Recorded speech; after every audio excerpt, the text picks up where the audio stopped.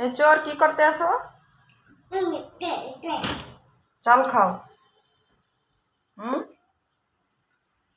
চুরি করে চাউল খাইতে আসো? আবার কয় আমাকে একটা মার দেওয়া লাগবে।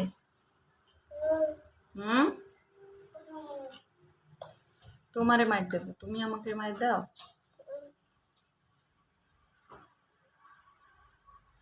তুমি চাল খাইতেছো কেন?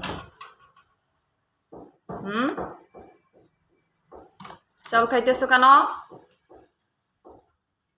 এই চাল খাও কেন?